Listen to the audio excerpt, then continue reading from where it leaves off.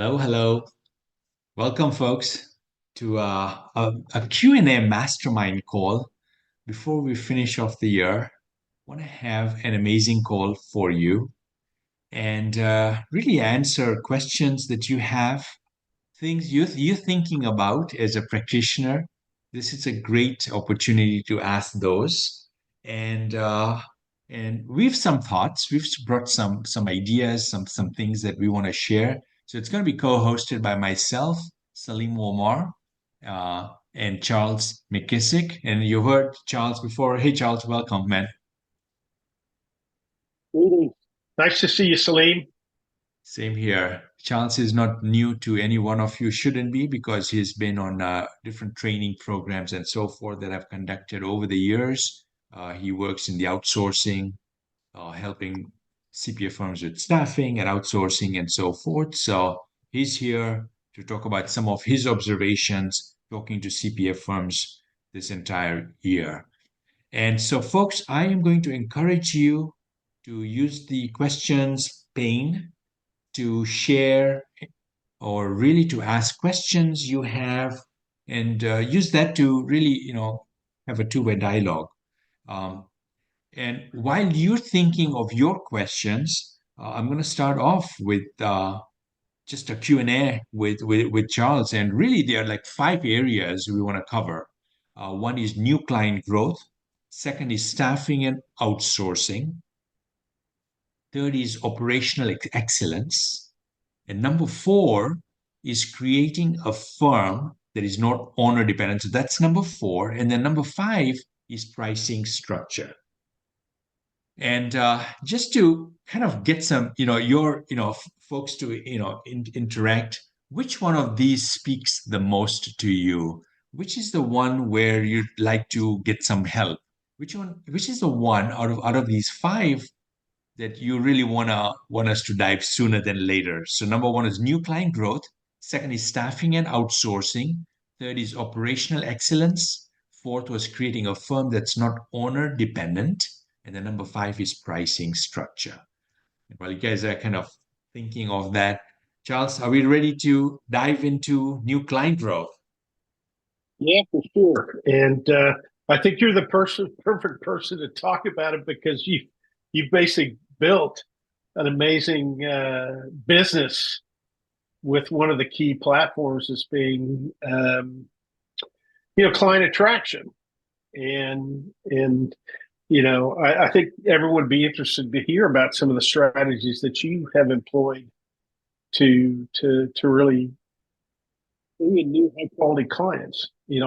I've heard your story many times, and I don't necessarily want to take it, but you transformed from a small practice to a great practice, and from challenging clients to really good clients. So tell us how you did it.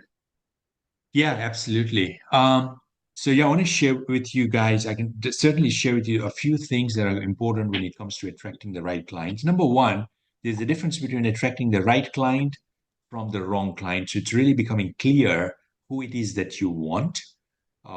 There are many people that are good people, they are nice people, but they may not be good clients for you. So kind of have that distinction of not signing up every client. And so it's going to be clients that fit a certain profile.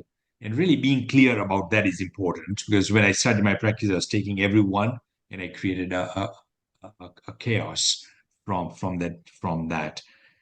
Attracting the right clients, positioning yourself in a way that differentiates your firm is important, right? Make your firm unique, make it stand out, so that it's being the purple cow, right? Seth Godin wrote a book called Purple Cow, and it speaks volumes. Just those words is be the purple cow, be different, and so your messaging has to be different, and it has to be unique, and it has to appeal to the people that you're looking to serve.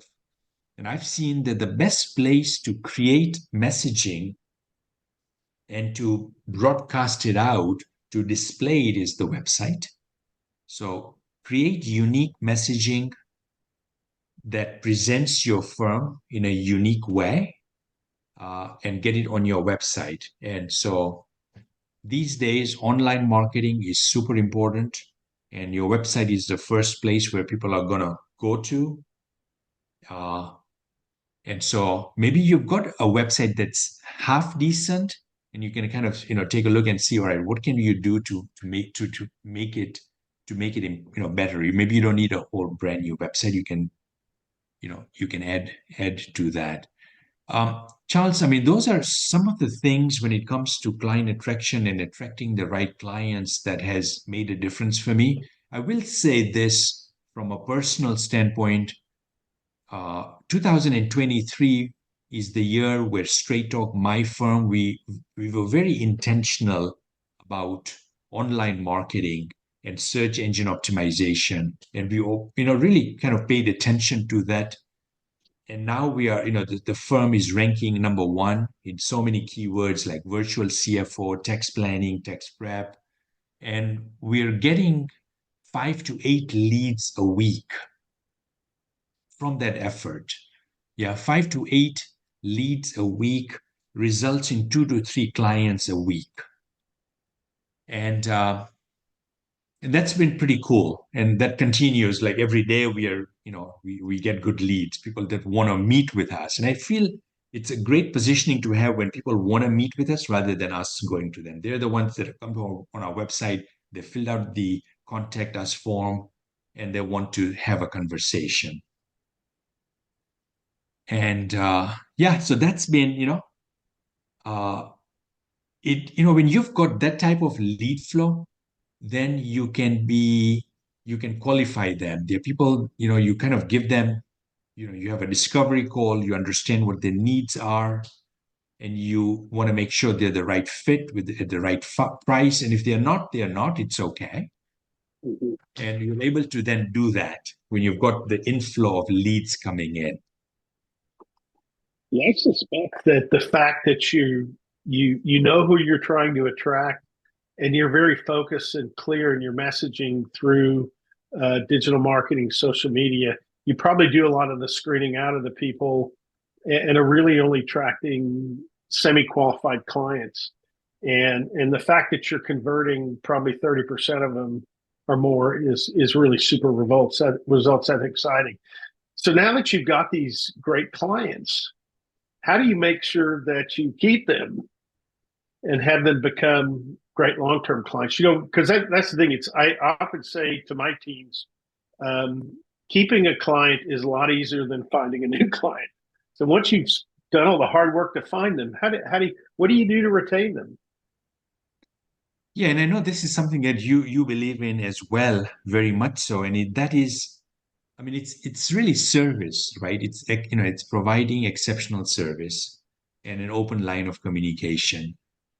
Uh, Communication, folks, I feel this word is going to come in our conversation many times in this next hour because it's so critical.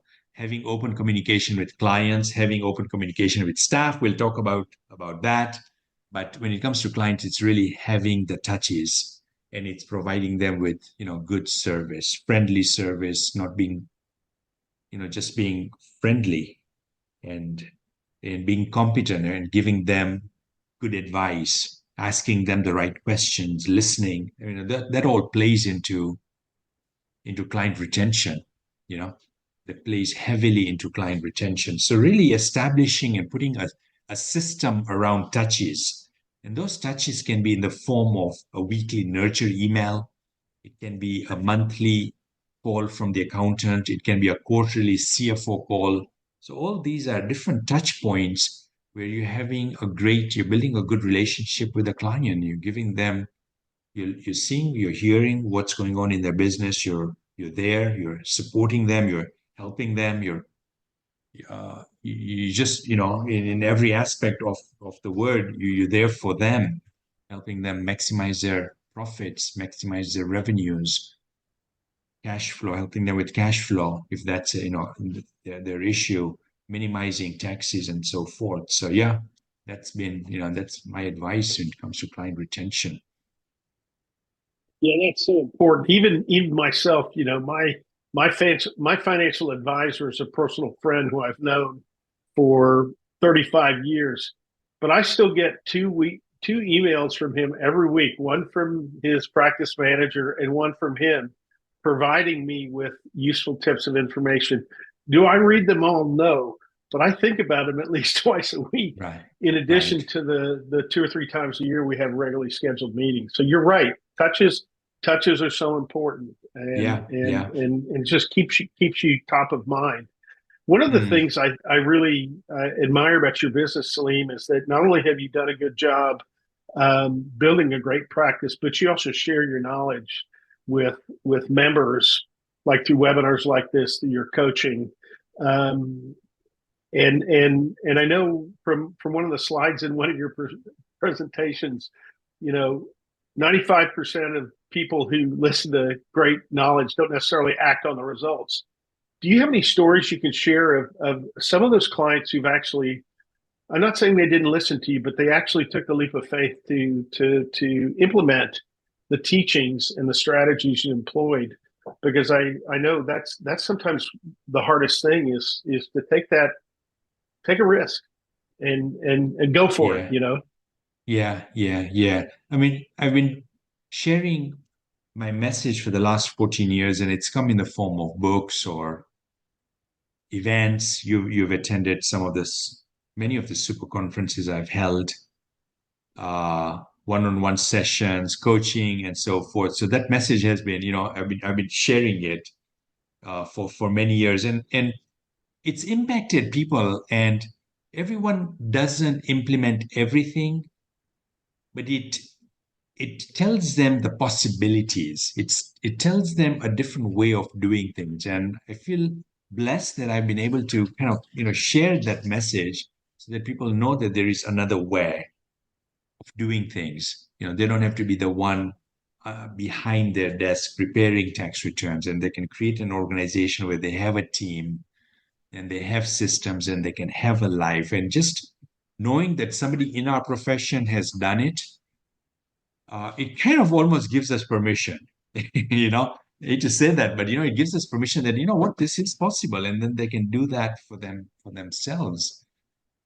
So it's been, I've got lots of great examples and stories of practitioners that have created a firm that they're enjoying. They're working fewer hours. They've got a better team. They've got better client relationships, and that's truly gratifying. And and I feel that like what we're talking about, Charles, in terms of client growth and making and making a difference for our clients and our team. I have I can grow and I can bring in clients when I know that I've got the team in place, right? Like this week, I'm gonna be signing up several clients, and they're big clients, they're seven-figure clients, and I can do that because I know that we've got a team in place that can service them, right? And you've been instrumental, your organization has been instrumental in this department, in the department of staffing. Because how can I sign up any new client if I don't have the team? Like, it's going to be just disaster. So I need the team. And I want to ask you a question or two around staffing, because it's such an important element in an accounting firm, right? You got good clients, you got client growth coming in, but you need the team in place, right? How do you, how does one identify the right talent? What qualities should they look for in potential team members? There's going to be team members that are going to be in their firm, and then the possibilities of working with a team that is remote.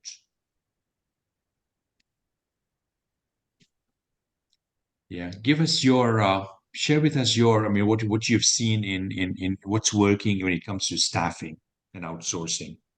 Well, I know some of the strategies.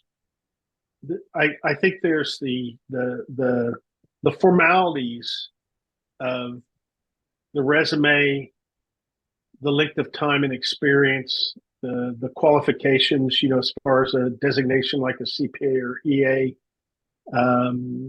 the what they've done prior to coming to having that interview with you. But the things we look for definitely is we look for people who are curious.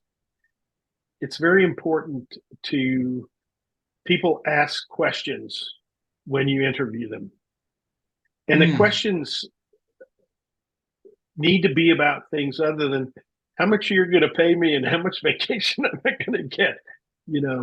Are they interested in learning about your business, the type of clients you work with, what your business growth and objectives are, and as well, are they humble?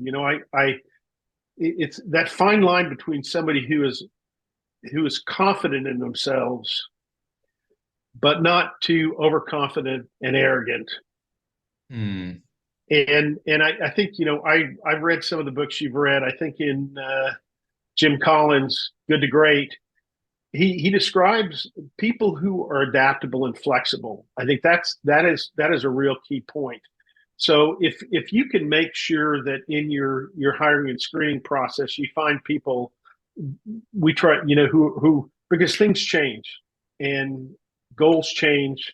And if you've hired someone for one specific goal and then the direction changes, they might not be the best person to move to the higher level. So, we try to get people who have demonstrated discipline and hard work in the past.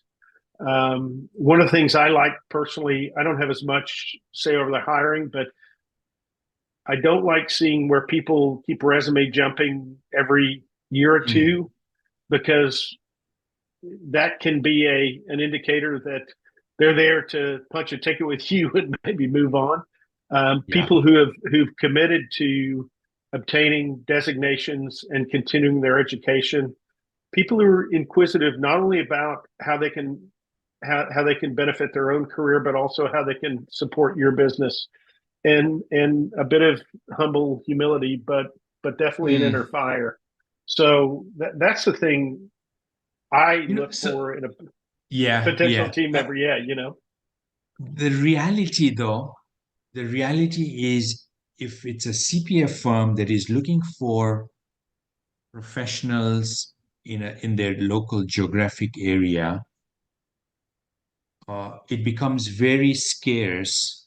The chances of finding somebody that is going to ask questions like you said, other than how much am I going to get paid and how much vacation am I going to get, out of 100, if you kind of narrow it down to just your geographical area, there's going to be very few people that are going to meet that criteria.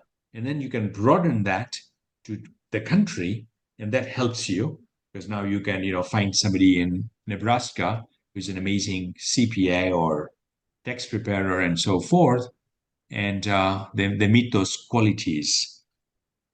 So one thing we've done is we've broadened our pool from America, and that's been huge. Right, that's been 5 times better than just if I was to keep it to New Jersey. That's why we took our firm virtual in the earlier part this year. And then the other thing we did is we went beyond the US. We made it global, and that's been one of the best moves we have made.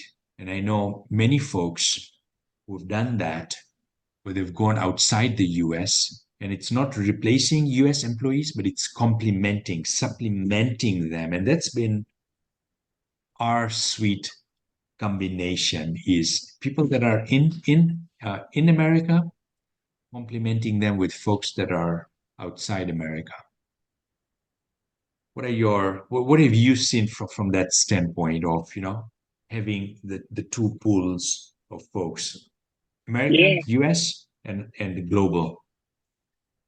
Yeah, definitely. I think if I could draw a triangle right now, I would use that as a graphic example. At the top of the triangle, the pyramid, is you, the business owner, the investor, and it can be you solely, or if you have a partner or two.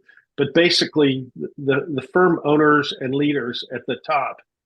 And then you have your domestic layer, and that can be people within your office or domestically within North America. They obviously support you as the owners.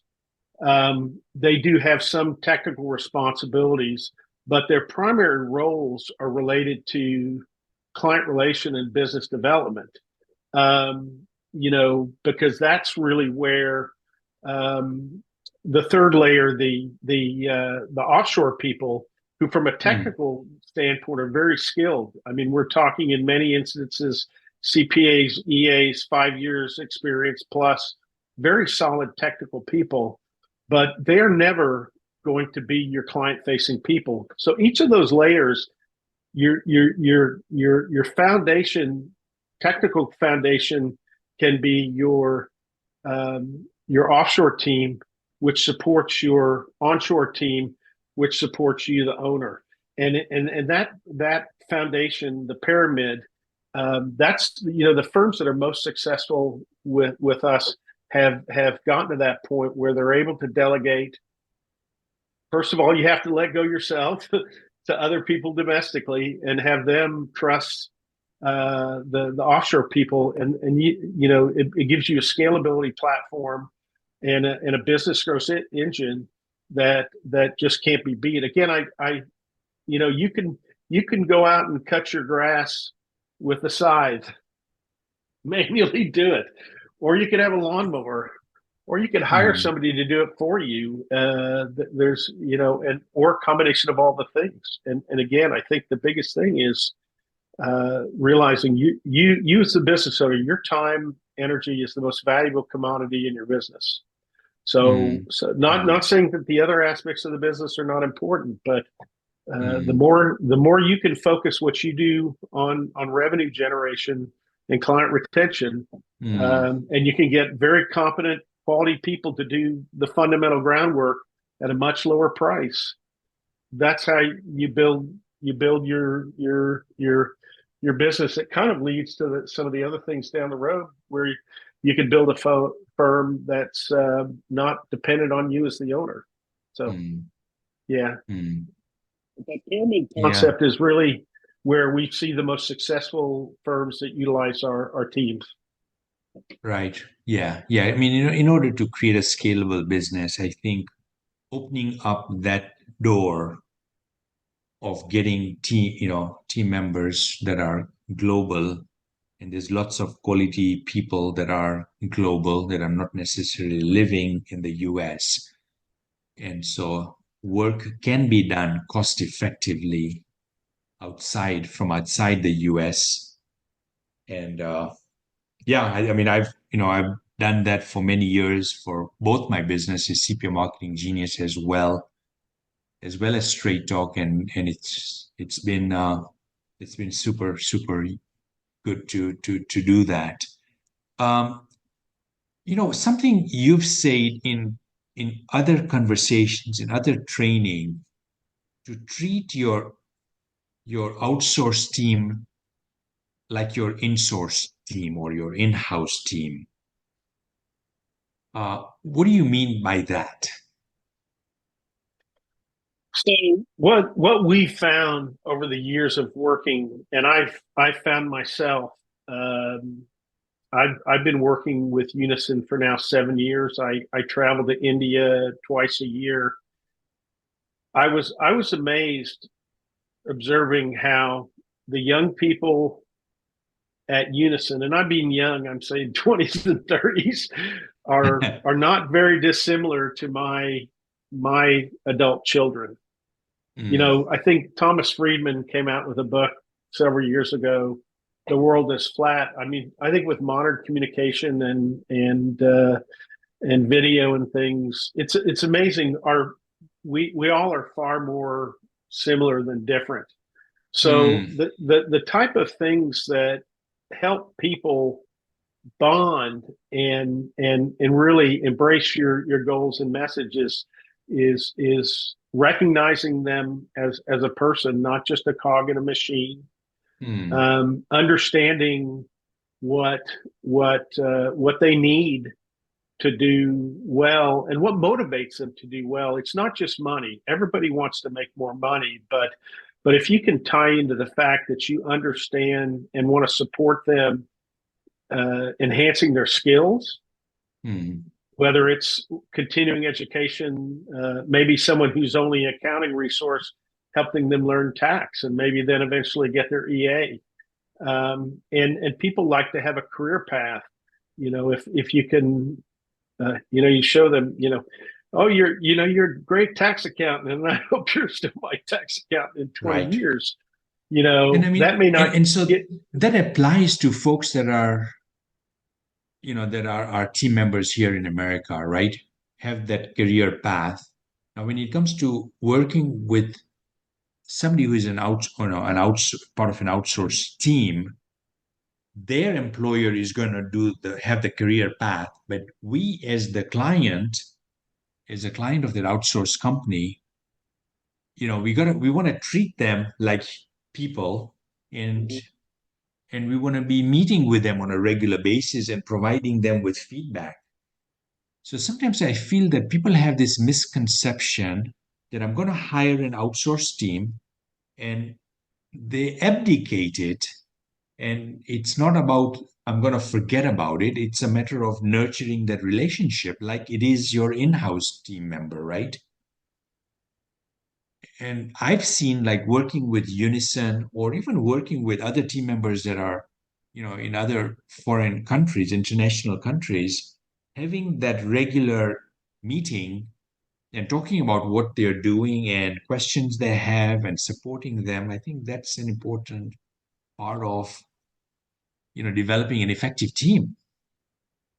It certainly is, and whether it's a monthly meeting or weekly meeting. I mean, some of our teams actually have daily huddles with their team members. Mm, Whatever you find works best for your practice, but regularly scheduled communication with a structured format so you at least having an agenda of the business items that you need to touch on and clarify, but also making sure that there's enough time for the personal time yeah. within reason sharing Mm, like, hey, I've got a big weekend coming over. We're having people come to our house for dinner on Saturday night. Do you have plans for dinner?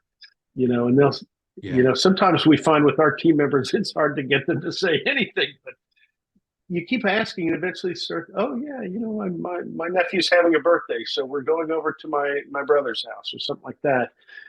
Those kind of bonds not only help with employee satisfaction, but also productivity and retention too.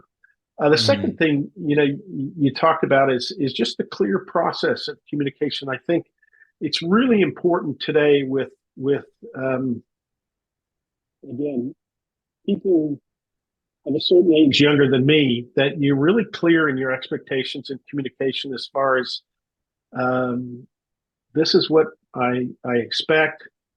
This is what want it to look.